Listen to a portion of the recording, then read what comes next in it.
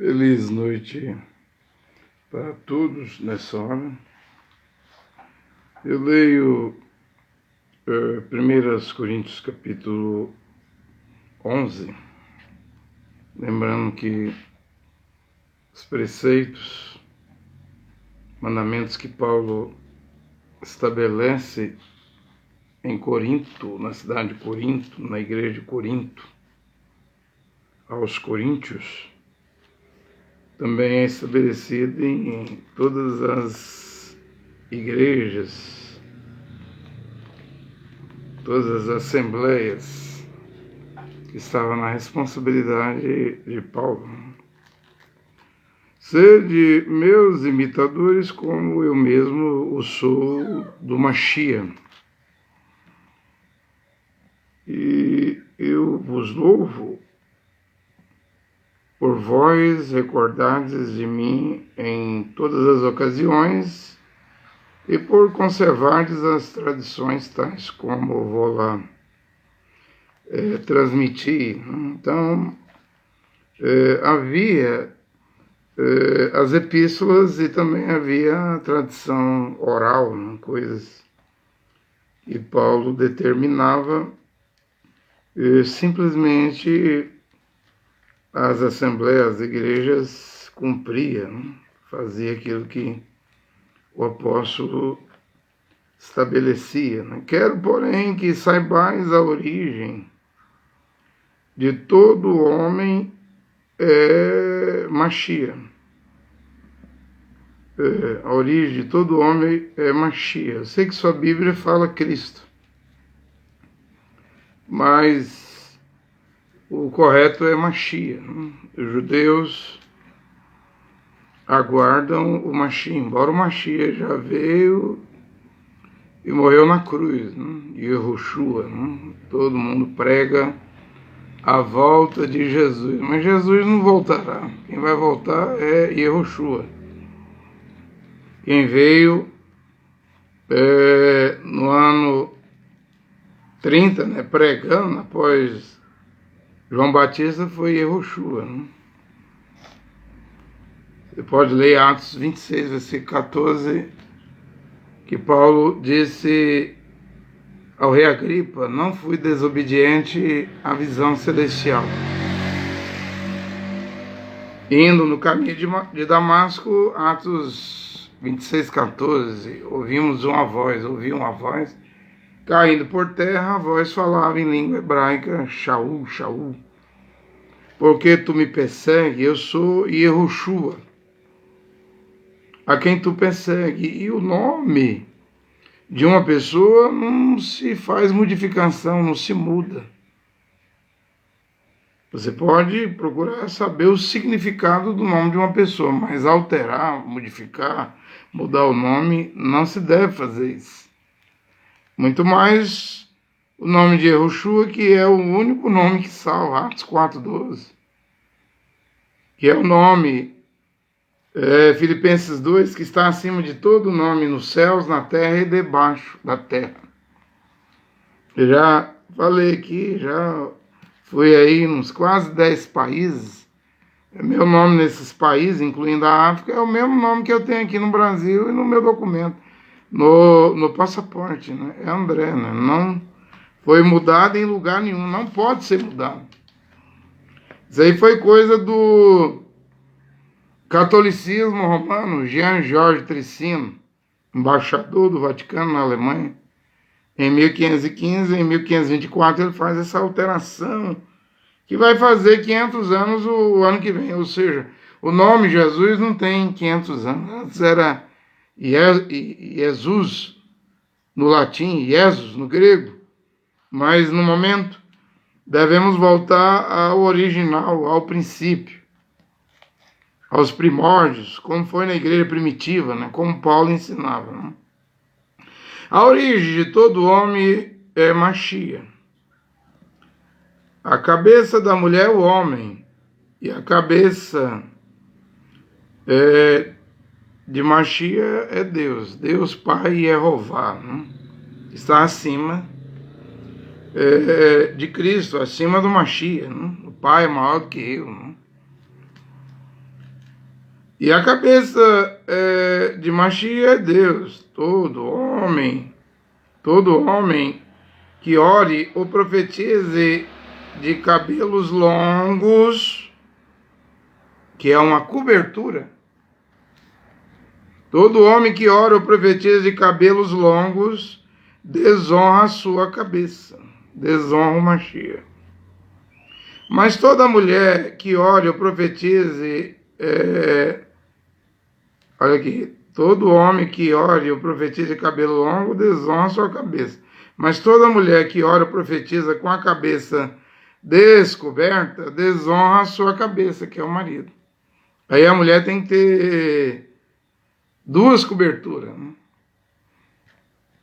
A natural, que é o cabelo longo, comprido, e vamos ver aqui que a outra cobertura, né, que não pode faltar numa mulher, é muito mais importante do que uma aliança de casamento, né? É sinal de respeito.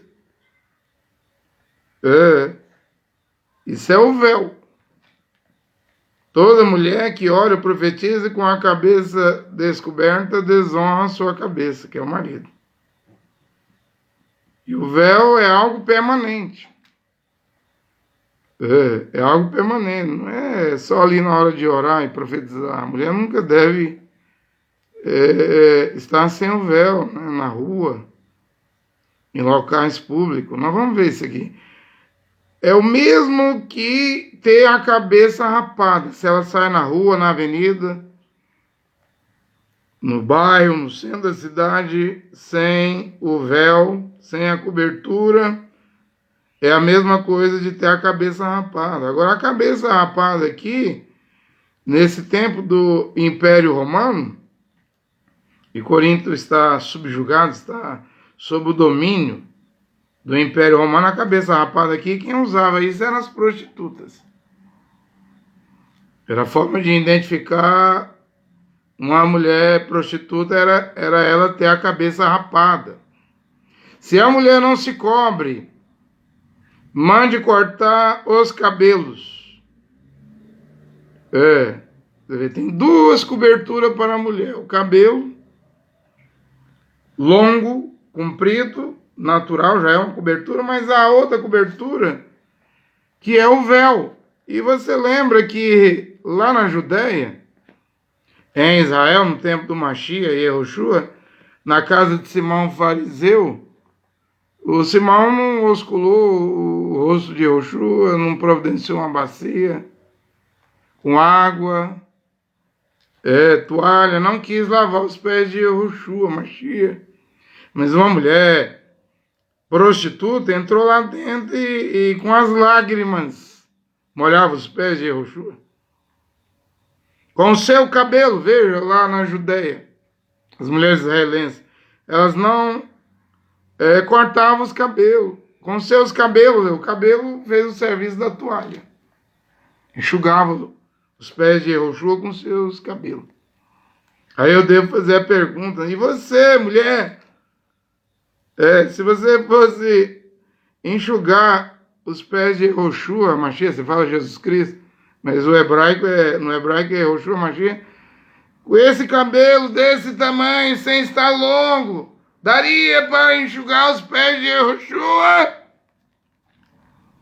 Eu sei, o Cacu diz aí que a mulher pode cortar o cabelo até o ombro. Mas Cacu não é Paulo. Ele não traz o evangelho de Paulo. William Branham, quando esteve na sexta dimensão, no paraíso, William Branham disse, se Paulo entrar, eu também vou entrar. Porque eu preguei o mesmo evangelho de Paulo. E a multidão exclamou, gritou, estamos confiados nisso. Veja, e você, cacuísta, que queima a Bíblia sagrada, a palavra de Deus, a santa palavra de Deus, não vê que o Cacu fez você esquecer Paulo, a sã doutrina de Paulo, o evangelho da glória de Deus, 1 Timóteo 1:11, que foi confiado a Paulo, que Paulo recebeu. O evangelho de Paulo é a única coisa que pode nos colocar no paraíso, no céu. Porque Paulo pregava Yehoshua Mashiach. Ele anunciava, proclamava Yehoshua Mashiach. Você fala Jesus Cristo. O Evangelho de Paulo é a revelação de Yehoshua Mashiach para as nações. E é eterno. Mesmo que um anjo venha do céu, pode ser o de 24 de abril para o Cacu, Moroni para Joseph Smith, assistente para El Godwhite, suposto anjo Gabriel para Maomé, mesmo que um anjo desça do céu, pregue evangelho diferente do evangelho de Paulo, essas 14 epístolas, Paulo diz assim, considere anátema. E você considerou? Adventista? O anjo assistente de El Godwhite? Você considerou cacuísta? O anjo de 24 de abril que fala com Cacu? E os muçulmanos consideraram? E essa anjaiada? Como é que você vai entrar no céu? Eu já preguei aqui 148 pontos do Evangelho de Paulo, que está sendo desprezado, rejeitado, pisado, ignorado, desobedecido por católicos, protestantes, batista, luterano, metodista, congregacional, por pentecostais evangélicos, Assembleia de Deus, CCB. Veja, as mulheres da CCB usam o véu no culto, dentro das reuniões, mas o véu não era para tirar da cabeça a mulher, nem na rua, nem na avenida, nem no centro da cidade. Assim, no Império Romano, eram as prostitutas que andavam com a cabeça careca. E para os romanos era a coisa mais normal. Mesmo um homem casado, a mulher desse homem usava véu, mas ele se relacionava sexualmente com essas mulheres carecas. Vamos ler aqui. Tá vendo que a CCB tá tudo errado, não? Tá tudo errado. Mas toda mulher que ora ou profetiza com a cabeça descoberta, desonra a sua cabeça, desonra o marido. É o mesmo que ter a cabeça rapada, careca. É assim que Deus vê as mulheres que recusam o véu permanente. Se a mulher não se cobre, mande cortar o cabelo. Mas se é vergonhoso para a mulher ter os cabelos cortados ou rapados, cubra a cabeça. Mas sabe que ele também diz aqui que a mulher sem o véu já está com a cabeça rapada, né? Quanto ao homem, não deve cobrir a cabeça. Isso é para todas as igrejas ali da era de Éfeso, do primeiro século, né? Como primeiro mensageiro para a igreja gentílica das nações, dos povos, o apóstolo Paulo. Quanto ao homem, não deve cobrir a cabeça, porque ele é a imagem e a glória de Deus. Mas a mulher é a glória do homem. Eu sei. As mulheres querem ser iguais aos homens, querem ter até domínio sobre os homens, mas isso está errado. Gênesis 3,16. Depois da queda lá no Éden, a mulher foi seduzida, enganada pela serpente, caiu em transgressão. A Bíblia diz que Adão não foi enganado. Foi a mulher que caiu em transgressão. E Deus disse, teu desejo, mulher, Eva, né? Mãe de todos os seres viventes, será para o teu marido e ele te dominará. E eu até preguei aqui que em 1 Timóteo 5,10, Paulo estabeleceu para a mulher casada, quando houver hospedagem dos santos irmãos na casa de um irmão que tem sua esposa deve lavar os pés desse santo, dos santos. Ou então, quando ela virar viúva, nunca será assistida pela assembleia, pela congregação, pela igreja. É mandamento. Tá achando ruim? Pior foi o que Eva fez no jardim do Éden. Cruzou. Adulterou. Foi infiel, sendo virgem. Perdeu a virgindade para a serpente. Carne da carne de Adão. Ossos dos ossos de Adão. Mas a serpente chegou na frente de Adão. Vemos depois que José estava desposado com a Virgem Maria e o Espírito Santo chegou na frente de José, o carpinteiro, e engravidou Maria. E de Maria, a Virgem Maria, veio o nosso Redentor, parente, nosso mediador, Yehoshua, o Mashiach. Temos essas duas coisas aí que a Bíblia registra e fala claramente. Pois o homem não foi tirado da mulher, mas a mulher do homem, costela do homem. O Mambrana falou subproduto, né? Do homem é a mulher. Né? E o homem não foi criado para a mulher, mas a mulher para o homem. O homem veio primeiro. Viveu um tempo aqui na terra solitário, sozinho. Quando Deus fez a mulher, era para ela ser assistente, auxiliar do homem. Por isso que a mulher deve disciplinar. Deve disciplinar seu cabelo por causa dos anjos. É um sinal de respeito, né? Quando a mulher usa o véu na rua, na avenida, no centro da cidade, onde quer que ela vá, ela está a mostrar que ela tem um cabeça, um marido sem esse véu. Paulo diz aqui que ela não passa de uma prostituta com a cabeça rapada. Aos olhos de Deus. Ô, pregador, que é isso? Isso é a Bíblia, a palavra de Deus, a sã doutrina de Paulo, literalmente, sem precisar de interpretação humana. A Bíblia quer dizer o que ela quer dizer. 1 Coríntios 11 quer dizer o que a Bíblia quer dizer, o que Paulo quer dizer. Se você não aceita, é um problema seu, mulher. Mas essa é a verdade. Entretanto, diante do Senhor, a mulher não existe sem o homem, e o homem não existe sem a mulher.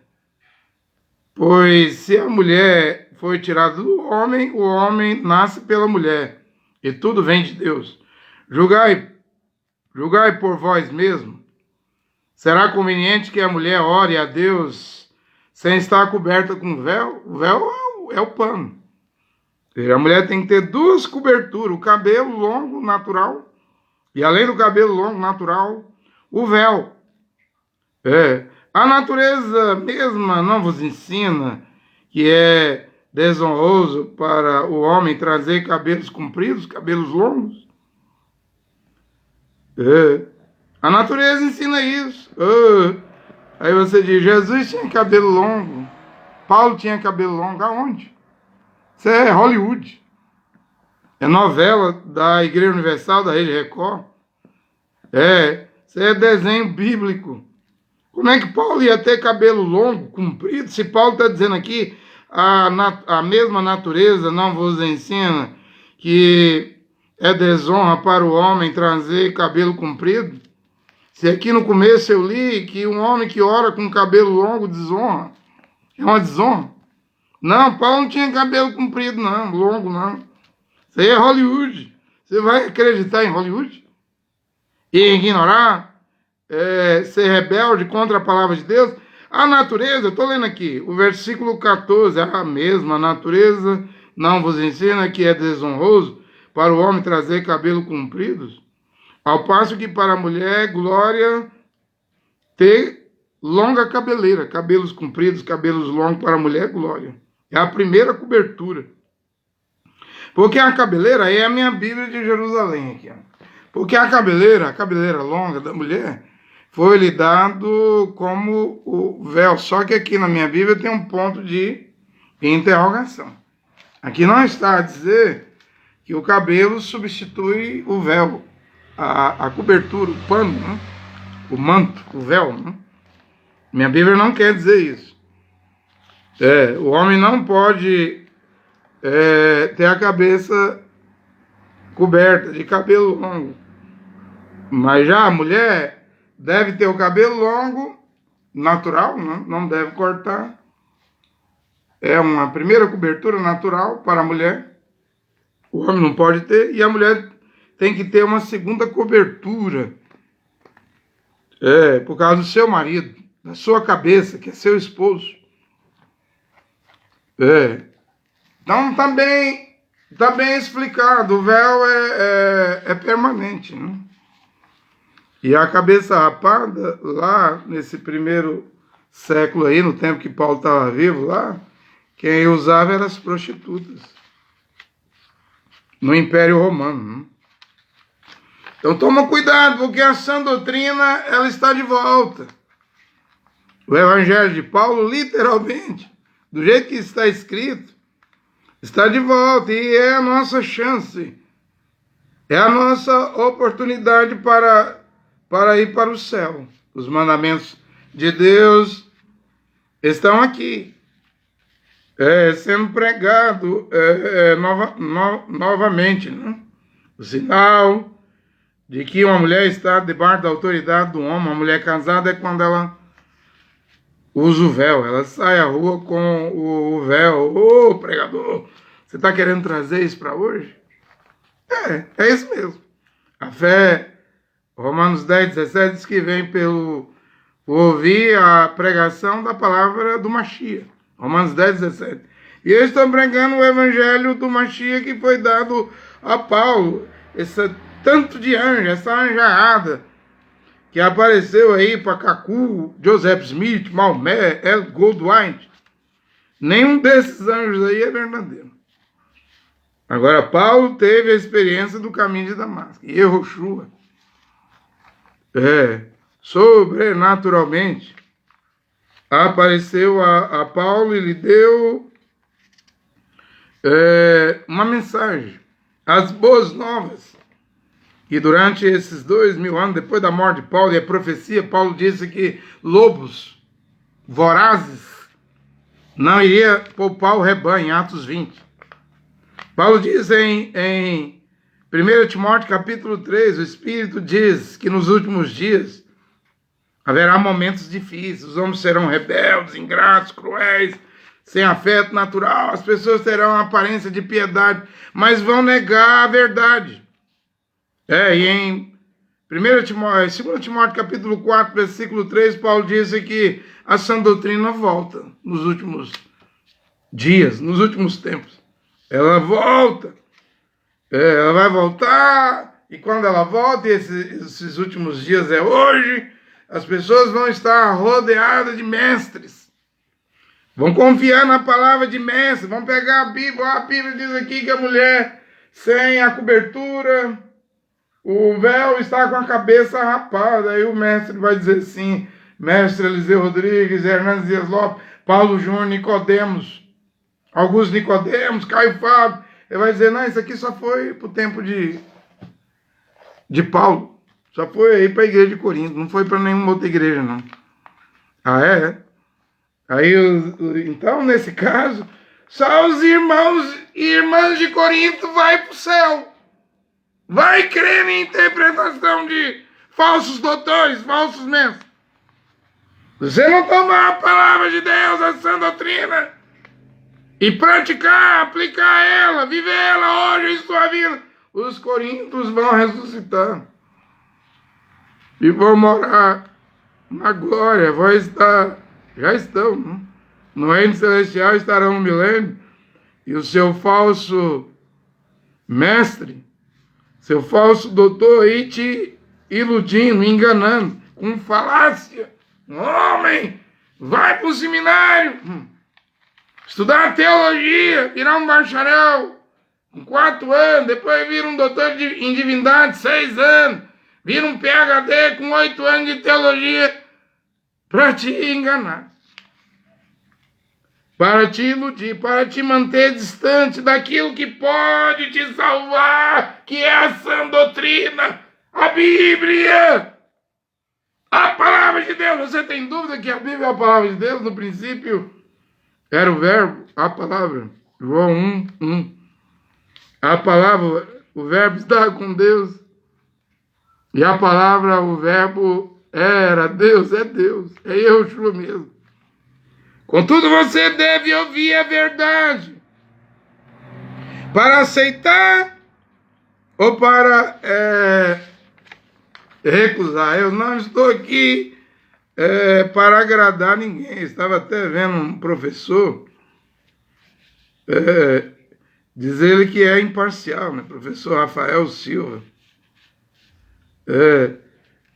Dizer ele que gosta de interpretar a Bíblia literalmente, né? Mas teve um ponto lá que ele diz assim, que não gosta de Paulo de Tarso.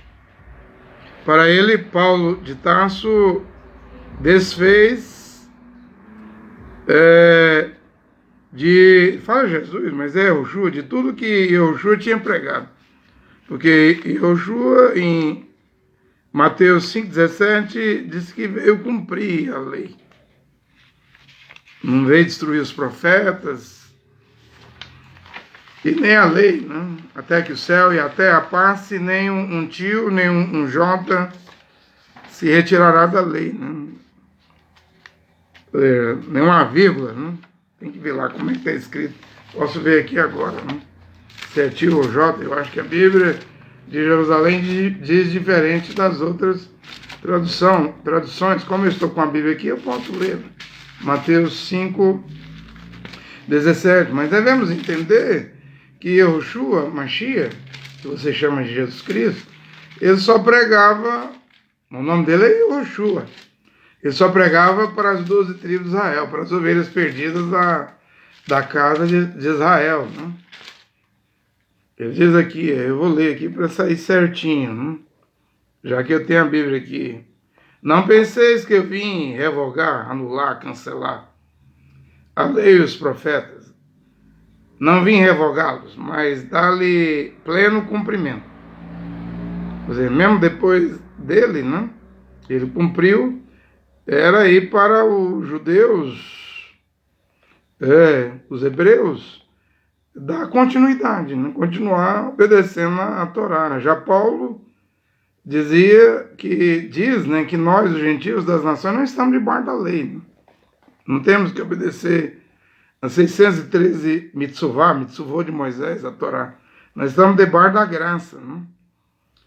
Até que passe o céu e a terra, não será omitido um só i ou uma só vírgula. Não é tio e j, não. É letra i, vírgula. Não será omitido um só i e uma só vírgula da lei, sem que tudo seja realizado. Aquele, portanto, que violar um desses menores mandamentos e ensinar os homens, é claro que ele está dirigindo ao povo hebreu, o povo judeu, o povo israelense, né? Ele só pregou na Judéia. Ele não pregou para as nações. Nem os gregos, em João 17, quando queriam uma entrevista com ele, e Yoshua não dá entrevista, não atende. Sai, simplesmente vai embora. Aquele, portanto, que violar um desses menores mandamentos e ensinar os homens a fazer o mesmo, será chamado o menor no reino dos céus. Aquele, porém, que os praticar e ensinar, será chamado grande no reino dos céus. Mas aqui é a Torá. Aqui é a Torá, né? Simplesmente aqui é a Torá, é a lei de Moisés. Que nós não estamos debaixo da lei de Moisés. Cremos que Yoshua cumpriu toda a lei.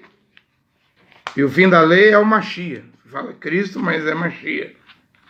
Romanos capítulo 3, versículo 19 e 20 diz: ninguém será declarado justo diante dele, diante de Deus, baseado na obediência da lei. Porque Tiago diz, são 613 mandamentos. Se você quebrar se um judeu quebrar ele é réu, é culpado de todos. O único que cumpriu os 613 mandamentos foi Yoshua, Mashiach, o Filho de Deus. Por isso que não tem condição da lei produzir justos, porque todos pecam. Todos pecam.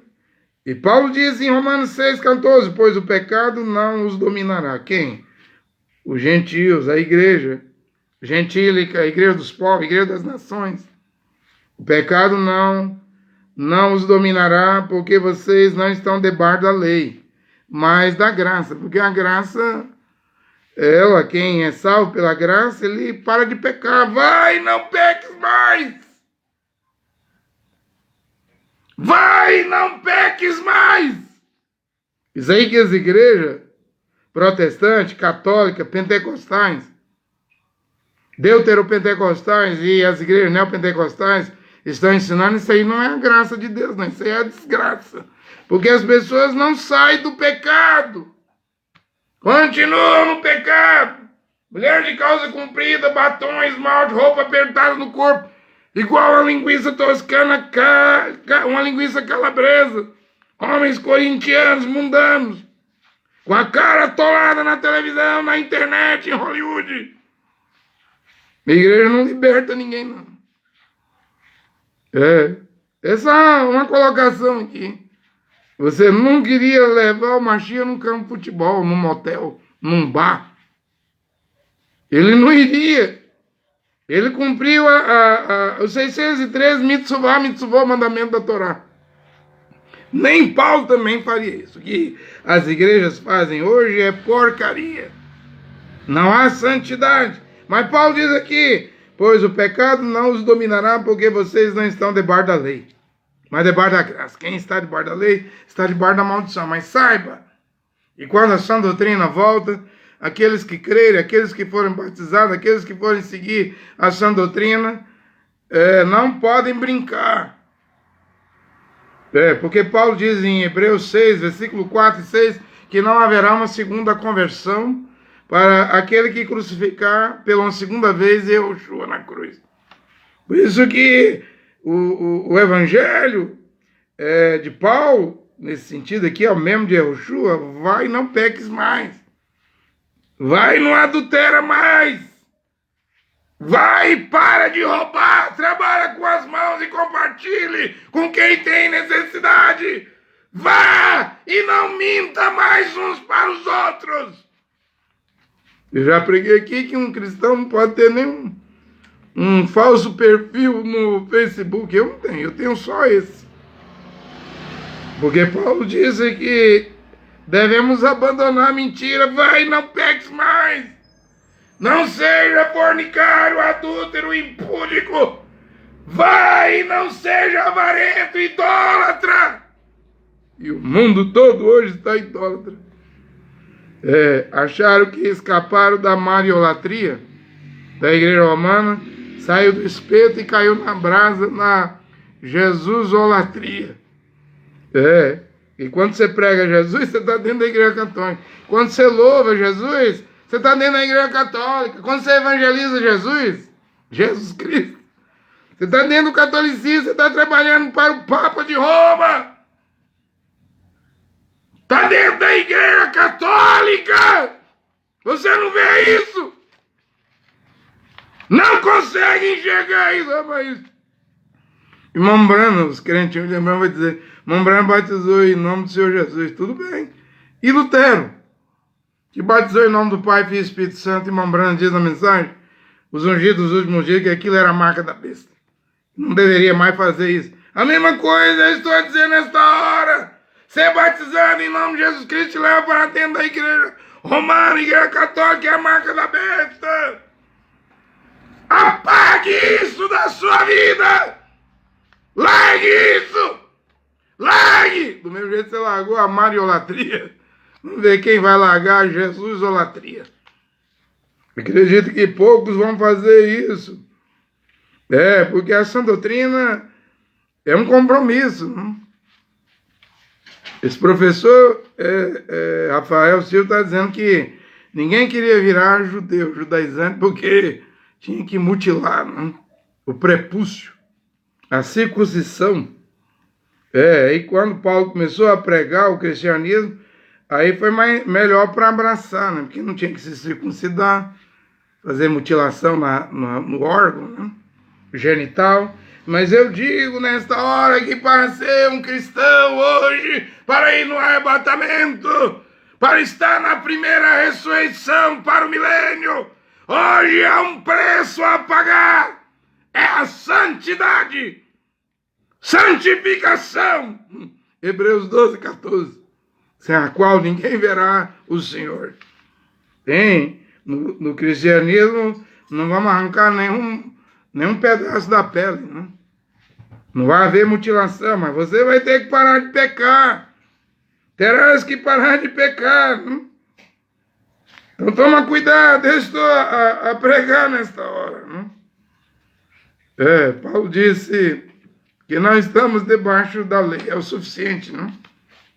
Não, Paulo ele não veio contradizendo Yahushua, mas ele trouxe um mistério que estava oculto desde todos os séculos. Ninguém sabia que Deus iria se virar para as nações, tratar com as nações, os gentios.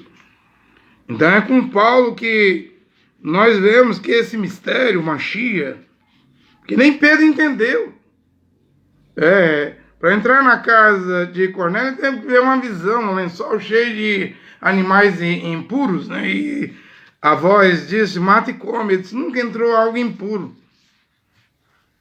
Mas com Paulo, depois vendo o evangelho de Paulo para os da incircuncisão, deu para entender que o Mashiach, que Yahushua Mashiach, se virou para o lado das nações. Isso é tipos, figura do Velho Testamento, porque José casou com uma mulher egípcia, a Zenat Paneah, né?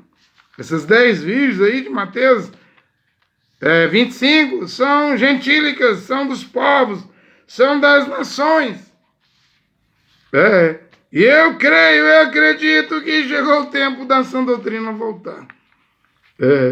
Quando Laodicea faz 117 anos, a mesma quantidade de anos que tem a era de Éfeso, a Mombrana tinha profetizado que viria uma era efesiana. Mas eu penso que isso vai ser muito rápido. Porque a profecia de Daniel 12 está vindo. Né? 12:11 já se cumpriu, em 1980. Jerusalém Oriental, a cidade velha, voltou para os judeus, mas falta o Monte Sagrado, o Monte Santo, o Monte Sinai, o Monte Moriá. Só se fala disso, porque é o tempo do fim, é o fim do fim. Está chegando a hora. A natureza geme. Não, mas não vamos ter mais 100 anos, 200 anos. Ou como o Cacu Felipe disse, que o arrebatamento está daqui 800 a 900 anos. Não vamos ter isso não, gente. A figueira brotou e os ramos que deveria brotar também brotou. Comunismo, pentecostalismo, deuteropentecostal, protestantismo, catolicismo, capitalismo, socialismo. Até a IA, a inteligência artificial já está aqui. Ela é rápida, viu? Não fica pensando que a inteligência artificial vai demorar aí 200 anos para se modernizar. Ela é muito rápida. Ela é muito rápida. Ela sabe de tudo. De todos os dados da internet. Ou seja, um cérebro artificial que tem toda a capacidade de armazenamento e de dar informação. Não é uma coisa humana. Não é uma coisa humana. Isso aí veio para controlar. Ninguém vai poder comprar e vender daqui uns dias. Isso aí é um sistema que o antimachia vai usar. E fica de olho. Em Israel, o relógio do arrebatamento. O metrô está sendo construído, né? Vai do aeroporto Davi Bergulhão até o Monte Sião ali.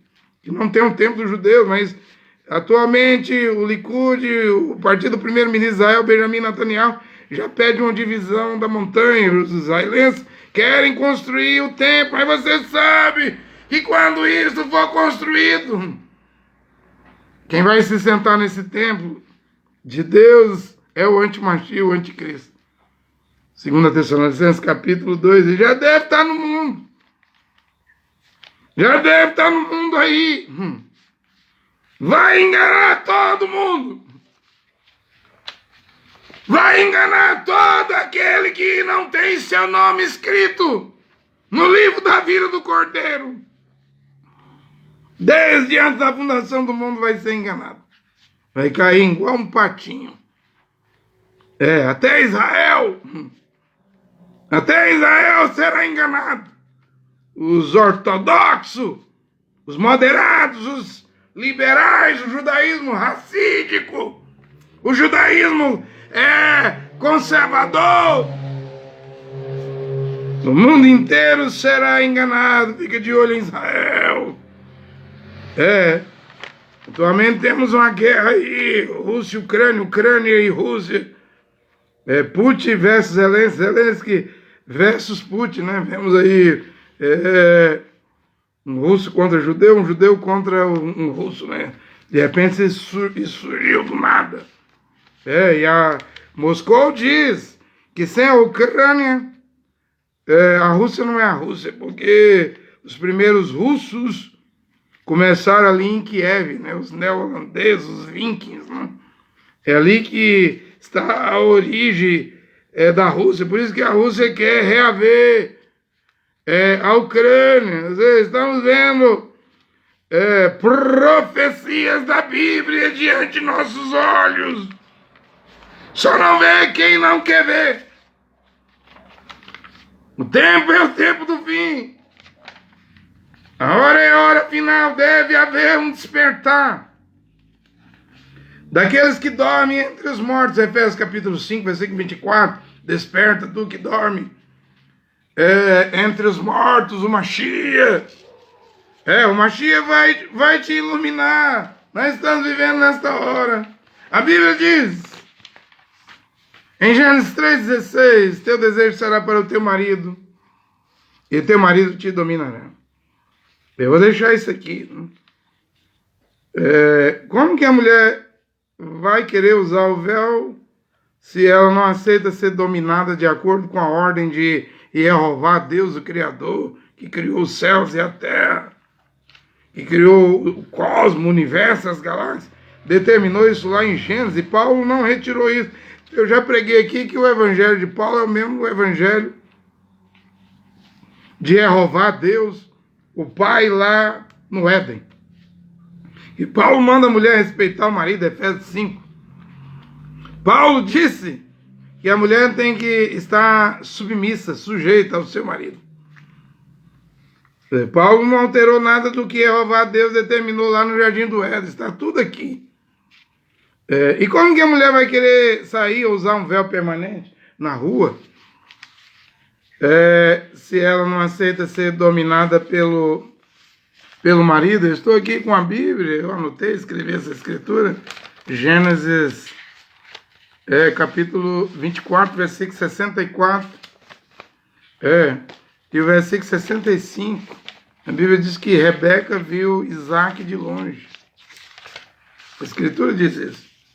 Vendo de longe, ela perguntou a Eliezer, quem é aquele homem lá? Aí ele respondeu, é o meu Senhor. Aí Gênesis 24, versículo 65, diz que quando Eliezer, o servo, né, de Abraão e de Isaac, avisou, quem está vindo é meu Senhor Isaac, a Bíblia diz que na mesma hora, Rebeca cobriu a cabeça com um véu. Mostrou submissão. Qual mulher fará como Gênesis 24, versículo 65 manda fazer? Quem está vindo lá é Isaac. Ela estava vindo para virar a esposa dele. Quando falou que era Isaac, seu esposo, né? Que seria seu esposo, imediatamente ela colocou o véu. Então isso é para mulheres que consideram marido, considera o que Paulo falou. Uma mulher sem a cobertura, sem o véu, está com a cabeça rapada. E como é que vai morar no céu? Não faz diferença de uma prostituta. Mas na minha igreja eu uso aqui na hora do culto. Não é só no culto, não. É na rua, na avenida, onde quer que seja. E quando os homens olharem, isso vale mais do que a aliança de casamento. E olha que Mambrã disse que a aliança lá era uma dracma, né? Uma dracma com joias na dracma. Hoje aqui as mulheres estão usando uma aliançazinha, mas quantas mulheres tiram aliança do dedo para praticar infidelidade? Quantos homens tiram aliança do dedo para praticar infidelidade? O que Deus pede nesta hora, mulher, é põe o véu. Não corte o cabelo, é uma cobertura natural. Põe o véu. Se você não pôr, aí é um problema seu. Mas Paulo diz, você está com a cabeça rapada, pelo menos para Deus. E aí eu deixo isso aqui. É como que as mulheres vão querer colocar o véu se elas não aceitam ser dominadas pelo marido? A Bíblia diz que o marido deve amar a esposa. Mas a mesma Bíblia aqui no Evangelho de Paulo diz que a esposa deve obedecer, ser submissa ao seu marido. Eu não disse que as testemunhas de Jeová vieram aqui em casa, eu dei 1 Timóteo 2, 11, 1 Coríntios 14, 34 a 38, e dei a elas também 1 Pedro 3, 1. Um texto, 1 Timóteo 2, 11, diz que ela não pode explicar, tem que ficar em silêncio. Psss. 2 vezes, fique em silêncio. Psss. Durante a instrução. Eu não permito que a mulher ensine. Paulo não permitiu. Mas esses falsos mestres, Júnior Trovão, Eliseu Rodrigues, Caio Fábio, Paulo Júnior, Hernandes Dias Lopes, Augusto Nicodemo, eles permitem. São falsos mestres. E não dá nem para citar, porque eu já disse que o Brasil tem milhões de falsos profetas, falsos doutores, falsos mestres, teólogos. Vão pagar caro. 1 Coríntios 14, 34, Paulo diz, na assembleia, na congregação, na igreja, não é para dar a palavra para a mulher. E hoje elas estão aí, pulando, rodopiando, rolando no chão. É o diabo dentro das igrejas. A ordem da sã doutrina é ficar calada.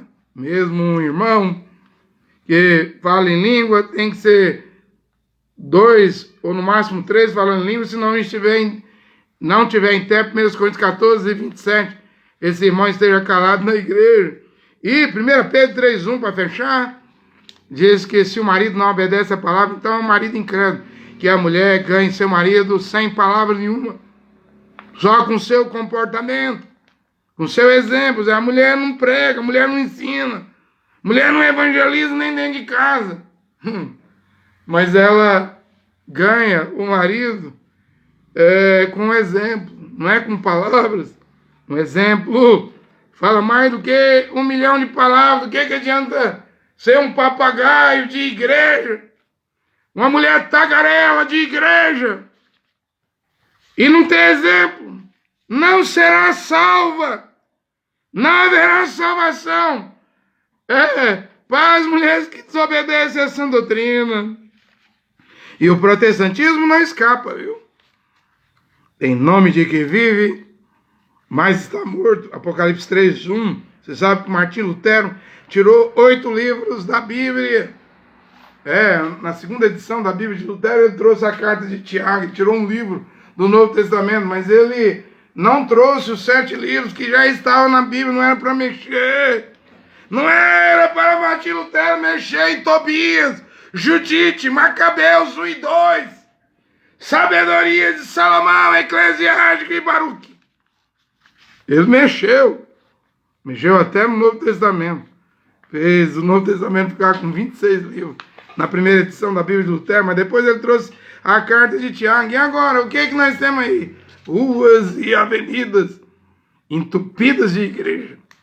Igreja combatendo igreja, igreja lutando com igreja. É um verdadeiro não comércio essa competição aí. E há essas igrejas milionárias, tipo presbiteriana, que eles têm dinheiro demais na conta. Eles já constroem o templo sem ter membresia, não? Eles têm esse poder. Pagam um homem para fazer escola, faculdade, teologia. Sabe que esse homem, enquanto estuda, faz o trabalho para o presbiterianismo. E outras igrejas trabalham assim também. Depois está ali uma casa cheia. Mas do que adianta ter uma igreja, uma casa cheia de pessoas? Você não sabe que no arrebatamento de Enoque só foi um homem? Por acaso você não sabe que no dilúvio Deus destruiu os bilhões de pessoas que havia na terra para salvar 8 pessoas? Não vê! Não vê que o Mashiach, no dia de Pentecostes, tinha menos de 120 almas. Você acha que as igrejas de Paulo eram grandes? A Bíblia fala que as igrejas de Paulo eram em casa. Se era numa casa, então era para poucas pessoas. Na casa de Áquila e Priscila. Paulo cita lá em Timóteo, lá a igreja, na casa de tal irmão, na casa de tal irmão. Não eram essas grandes catedrais, não. O cristianismo, os cristãos naquele tempo estavam sendo caçados. E um cristão, ele era autêntico. Ele não negava Yehoshua, diferente dos pagões, que tinham seus deuses gregos, romanos. Podia negar, mas Yehoshua disse, e Paulo escreveu isso, que se alguém negar Yehoshua, se alguém renegá-lo, ele nos renegará. Está escrito na Bíblia. Se formos fiel, ele permanece fiel. Se sofremos por ele, com ele, é sinal de que reinaremos. Eu vou ler essa escritura aqui, 2 Timóteo, capítulo 2, versículo 11 e 12. Fiel é esta palavra. Isso aqui era lá na era de Éfeso, no princípio, no começo da igreja. Com Paulo, fiel é esta palavra. É Paulo que está escrevendo. Se com ele morremos, com ele viveremos. Se com ele sofremos, com ele reinaremos. Se o renegarmos também, ele nos renegará. Se formos infiéis, ele permanece fiel, pois não pode renegar a si mesmo. Isso estava acontecendo. Cristãos virando mártires lá na primeira era da igreja, lá no ano 54, do ano 64, lá com Nero, diversos imperadores romanos, os cristãos verdadeiros não negavam o Mashiach, Yehoshua Mashiach. A mensagem que Paulo trouxe, eles preferiam morrer para obter a coroa da vida do que esperar nessa vida, porque todo mundo vai morrer. Todo mundo ia morrer como morreram. Mas tem uma coisa, aqueles que morreram por Yehoshua Mashiach estão na glória, esperando a ressurreição, estão no reino celestial. Se um cacuísta me perguntar para que lote você vai, o pregador André Luiz, depois que você morrer, eu vou responder o que Paulo disse em 2 Timóteo 4. Eu irei para o reino celestial do Mashiach. O cristão vai para o reino celestial do Mashiach. Todo aquele que voltar ao evangelho, à sã doutrina, e viver e for fiel e não renegar a palavra de Deus, esses vão para o reino celestial. Você está preocupado com Lote? Eu estou preocupado em entrar no reino celestial. Chegando no reino celestial, qualquer lugar que Deus me colocar tá bom. Eu me lembro do pastor Otávio. Foi meu pastor em 94, 95, na Assembleia de Deus. Um homem muito sério. Eu tive um sonho com ele, ainda estava no tabernáculo. Eu sonhei que ele tinha chegado lá no reino celestial. E ele morreu mesmo. Mas aí eu falei para minha esposa, se ele chegou lá, tá bom, qualquer lugar que Deus colocar ele lá, tá bom. O importante é chegar no reino celestial. E nunca chegar no Hades, na mansão dos mortos, no Tártaro, no lugar de tormento, no abismo, no inferno. Também ele era um homem muito sério, né? De todos os pastores, líderes que eu já tive, em 34 anos frequentando a Igreja Batista, 7 anos quase frequentando Assembleia de Deus, quase 17 anos frequentando Tabernáculo da Fé, quase 10 anos frequentando o Cacu. De todos os pastores, líderes que eu tive, pastor Otávio foi o mais sério de todos, um homem sério. Ele era tão sério que ele era pastor e trabalhava de guarda-noite numa galeria aqui em Goiânia. Pregava, dirigia a igreja e trabalhava. Ele levava a coisa a sério. Isso lá em 95, tem muito tempo, não? Hoje está difícil de achar homens assim. Quase impossível achar homens assim. Deus deve ter homens assim como o pastor Otávio, ele mesmo me dizia, não? Que nunca tinha se prostituído por ninguém. Um homem sério, levava a coisa séria, se sentia jogado nos cantos pela Assembleia de Deus, porque quando um pastor adulterava, virava aquele buraco na igreja. Era ele que era chamado para ir substituir, para restaurar, restabelecer as coisas, né? E estava desgostoso. Chegou aí para a mensagem de William Branham. Quando eu fui, né? Em 95 ele também foi, né? Saiba disso. Estou terminando minha pregação. Quem quiser ir para o céu deve retornar ao Evangelho de Paulo, que está sendo pregado aqui nesta hora.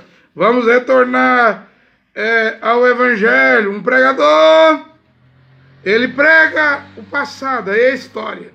Por isso que eu falei de Joana d'Arc, Francisco de Assis, São Patrício, eu sei. Joana d'Arc é padroeira católica na França. São Patrício na Irlanda é padroeiro católico da Irlanda do Norte. São Francisco tem a ordem franciscana.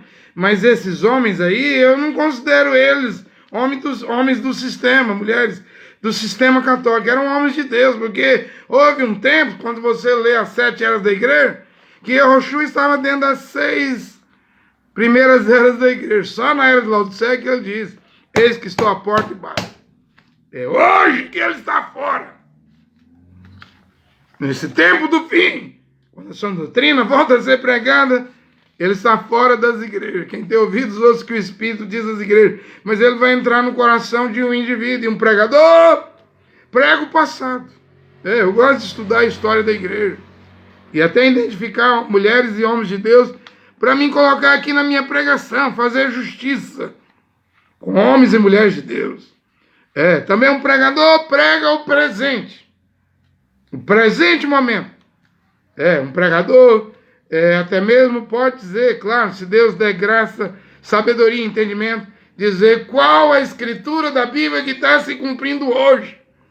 O pregador prega o passado, a história da igreja, prega o presente. Se eu estou vivendo hoje, Deus pode dar entendimento, sabedoria para dizer o que está se passando. O que Deus está fazendo hoje. William Branham disse que o que salva um homem e uma mulher não é o que Deus fez na história, no passado. Mas é você reconhecer o que Deus está fazendo hoje, reconhecendo o dia e hora de sua mensagem. Foi o que o irmão Branham pregou. E um pregador, além de pregar o passado, a história, o presente, qual a escritura que está se cumprindo hoje, ele também prega o futuro. Prega profecia, não vê Paulo? Paulo nunca disse que ele era profeta mensageiro. Ele disse que ele era apóstolo. Mas ele pregava coisas do futuro, profecias, que estamos vendo se cumprir hoje. A última coisa aqui, agora estou encerrando aqui, 5º selo de irmão Branham, William Marion Branham, referência 387. Eu gostei disso. Irmão Branham disse que quando teve a visão do paraíso, ele vê lá os milhões que ele ganhou. Saiba também que na mensagem Redenção pelo Poder, irmão Branham diz: eu não vou julgar a geração antes de mim, não tenho nada para julgar. Também não vou julgar a geração futura depois de mim. Eu não estarei lá. No julgamento é para eu julgar os homens e mulheres vivos com que eu vivi. Redenção pelo Poder, irmão Branham fala isso. Eu tenho essa mensagem. Quando ele vê o grupo dele, o irmão Branham diz aqui que primeiro ele vê os varões, os homens. Ele fala a cor do cabelo dos irmãos e aqueles varões descalços. O irmão Branham diz assim: todos os homens estavam de vestes brancas. Ninguém estava de calça comprida. Vê a importância da túnica voltar hoje. Você diz: eu vou entrar aí no céu baseado na mensagem do irmão Branham. Como? O irmão Branham falou na mensagem de arrebatamento, 4 de dezembro de 1965, que você come hoje, queima com fogo, vai vir uma nova mensagem, uma coisa nova. Uma coisa nova, você quer tentar? Tenta. Estandismo, estandivisão, ismos infernais, tenta. Mas hoje eu creio que é para voltarmos à Bíblia, a palavra de Deus, ao Evangelho de Paulo. Vamos dizer assim, todos os homens estavam de vestes brancas. Aqueles homens que o irmão Branham foi o líder da sua época, do seu tempo. Eu não sou profeta, eu não estou buscando ser líder. Eu até espero um profeta. Mas enquanto ele não aparece, eu devo pregar. É uma responsabilidade para pregar. Eu não fica pensando. Hoje que você vai virar um oriental, só quando você chegar no céu, né? Eu vou continuar aqui sendo um ocidental, né? Bermuda, calção, mostrando a barriga, camisa regata, usando essas roupas, mulheres e homens colada no corpo, igual uma linguiça toscana calabresa. Eu já preguei aqui numa pregação que uma filha de Deus hoje aqui em Goiânia, nem na 44 vai em Campinas fazer o quê? Comprar uma máquina de costura e nas roupas, nas lojas onde vende pano, comprar pano, e nos armarinhos comprar botão, linha para fazer seu vestido, sua túnica, se é que você quer ir morar no céu. Mas aí eu vou virar oriental. Esse negócio de túnica, você diz, e vestido, para mulher, para homem, isso aí é para o Oriente, você acha? Você acha que é só para o Oriente? Corinto era no Oriente, por acaso? Atenas era no Oriente? Colossos era no Oriente? Você acha que Roma era no Oriente? Tudo aquilo era Europa. E ali Paulo usava vestido, usava túnica, o manto, a capa. Isso volta hoje. Eu disse aqui que para virar judeu tinha que ser mutilado. Passar pela circuncisão. Hoje, para virar um verdadeiro cristão, você vai ter que ser oriental. Vai ter que usar túnica. Vai ter que usar vestido, mulher e túnica. Se quiser entrar dentro do céu, porque a mensagem de Mão Branham, a mensagem de Mão Branham, ela foi uma grande mensagem. Mas Mão Branham disse que o Evangelho de Paulo ia voltar. A sã doutrina. Olha, que Deus abençoe. Deus e Jeová, o Pai, abençoe seus filhos e filhas com esta explanação das Escrituras, da Palavra de Deus. Deus, o Pai, Jeová, e seu filho Yehoshua, possa abençoar todos os filhos e filhas de Deus com esta pregação. Amém.